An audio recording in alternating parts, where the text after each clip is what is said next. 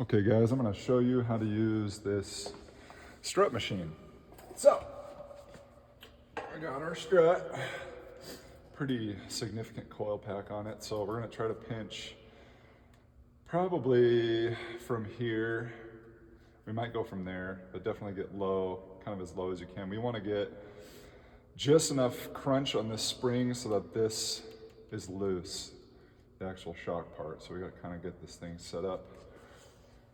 Let's see how we want to do this. So we really want to have it completely centered. All of these little dowel pieces should all be even.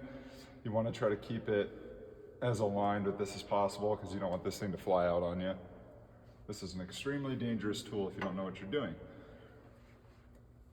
So I kind of like that bottom setup.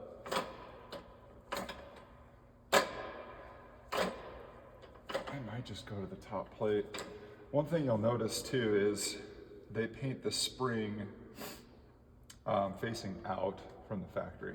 So also the top plate says out. So you just want to make sure that all stays aligned. So you can see we kind of can't, if we go like that, just twist her hair.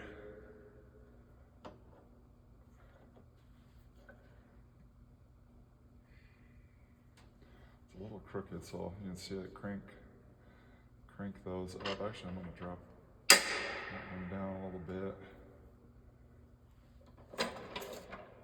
You can see how it's hitting there, not hitting there. So what we got to do is drop that pin, lower this one down, go to the bottom setting. All those are set. We're good. Still a little crooked. Safety first. Okay, so it's looking pretty good. Feels good. Check our alignment. All that looks good. It's freaky sometimes. See how it's already loose?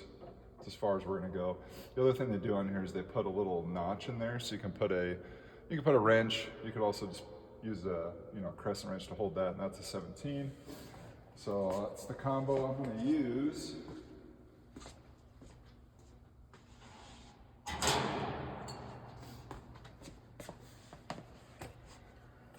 I can get my ratcheting wrench in there, so I'll just do it by hand here. They use jam nuts on here too, that's why these are so tight. The new strut came with a new nut, which I think is a little bit larger. Alright, I'm just gonna work this down. I loosened it a little bit when it was, before I even put it in here, just for practice, but you never want to take this nut out without having the spring compress. It will launch. I'm sure you've all seen videos on it, so we're not doing that today. That's for damn sure. That feels pretty good.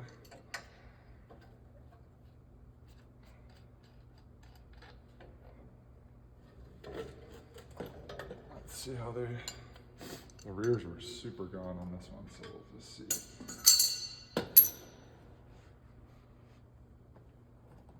I definitely had some life to them, but at 100,000 miles, it doesn't hurt to go ahead and swap them out. So these were purchased on Shock Surplus.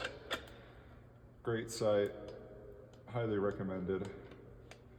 These were much more affordable option. So you can see that just kind of rotates. Okay, let's double check in. Okie dokie.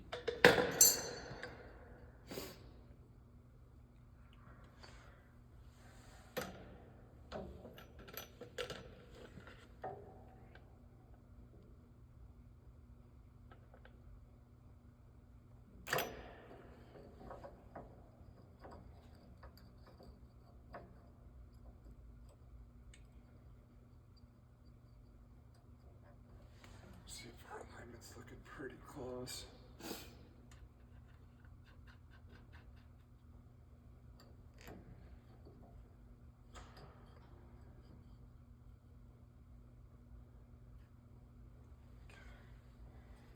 They put an Allen in the top, so I'm going to grab some Allens. And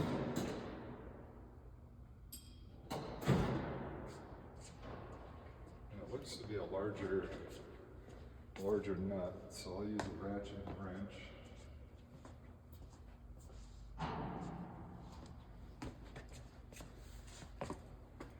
But the Bilstein shocks are really good, so we'll just kind of run the factory option here. There we go, that fit. Looks to be an 18. It is.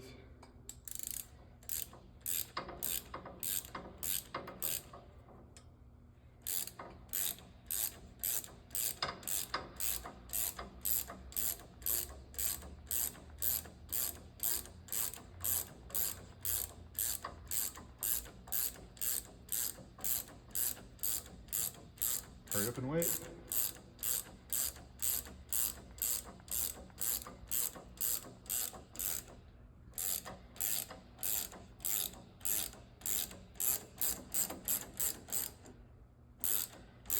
Getting close. Getting real close.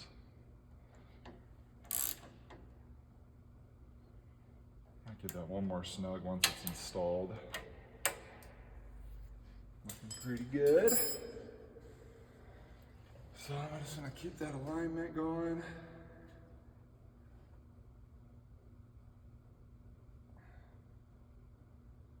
That looks pretty damn close to where I had it before.